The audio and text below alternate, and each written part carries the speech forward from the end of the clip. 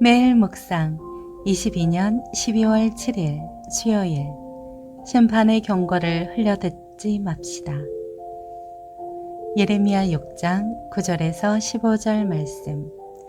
만군의 여호와께서 이렇게 말씀하셨다. 그들이 이스라엘의 남은 사람들을 포도나무처럼 샅샅이 찾아낼 것이다.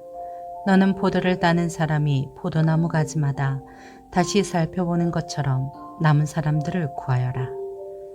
내가 누구에게 말하고 경고에 듣게 하겠는가?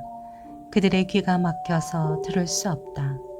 여호와의 말씀이 그들에게는 책망이니 그들이 여호와의 말씀을 기뻐하지 않는다. 그러므로 나는 여호와의 진노로 가득해 참기 어렵다. 그 진노를 거리에 있는 어린아이들에게 또한 함께 모여있는 젊은이들에게 쏟아부어라. 남편과 아내 모두가 또 노인과 나이 많은 이가 포함될 것이다. 그 땅에 사는 사람들에게 내가 내 손을 뻗을 때 그들의 집과 그들의 밭과 아내들이 함께 다른 사람들에게 넘어갈 것이다. 여호와의 말이다. 이는 가장 작은 사람들로부터 가장 큰 사람들까지 그들 모두가 부당한 소득을 탐하며 예언자들로부터 제사장들까지 모두가 거짓을 행하기 때문이다. 그들은 내 백성들의 상처를 건성으로 고쳐주며 평안이 없는데도 평안하다 평안하다라고 말했다. 가증한 일을 한 것을 그들이 부끄러워했느냐? 그들은 전혀 부끄러워하지 않았다. 그들은 얼굴을 붉히지도 않았다.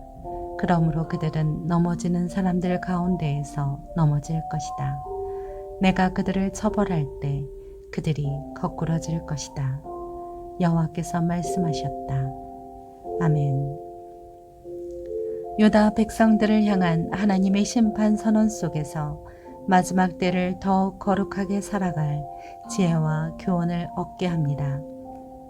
예레미야 6장 10절에 책망에 해당하는 히브리어 헤르파는 모욕, 치욕, 수치, 비난이라는 의미의 명사입니다. 유다 백성은 예레미야의 심판 경고를 듣고 마땅히 두려워하고 떨며 회개해야 했지만 그들은 그것을 불쾌감을 주는 모욕적인 말로 들었던 것입니다. 성경은 예수님이 재림하시는 날에 제후 심판이 있다고 말씀합니다. 그러나 세상 사람들은 그 말씀을 헛된 말로 듣습니다. 본문 속 유다 백성들 역시 선지자를 통해 전해진 하나님의 심판 경고를 무시했습니다. 첫째, 피할 수 없는 심판. 하나님은 북방, 곧 바벨론이 포도를 따듯이 이스라엘의 남은 자를 취하게 하겠다고 경고하셨습니다. 이는 예루살렘이 철저하게 유린당하고 파멸한다는 뜻입니다. 하나님의 심판은 인간의 지혜로 절대 피할 수 없습니다. 유일한 희망은 회개와 하나님께 나아가 공유를 기대하는 것뿐입니다. 둘째, 할례받지 않은 귀. 유다 백성은 선지자를 통한 하나님의 경고와 권면에도 불구하고 돌이키지 않았습니다. 그들은 하나님의 말씀을 자신들을 향한 비난과 모욕으로 여겼고 다가올 심판을 믿지 않았습니다. 오늘날에도 수많은 사람이 구원의 복음을 전해 듣지만 귀를 막고 완고한 마음으로 거절해 버립니다. 셋째, 부끄러움을 모르는 자들. 멸망이 코앞에 닥쳤는데도 유다의 선지자와 제사장들은 계속해서 평화만을 외쳤습니다. 그들은 악을 행하면서도 조금도 부끄러워하지 않았고 그들의 거짓 예언을 들으며 유다 백성들은 자기 탐욕만을 채웠습니다.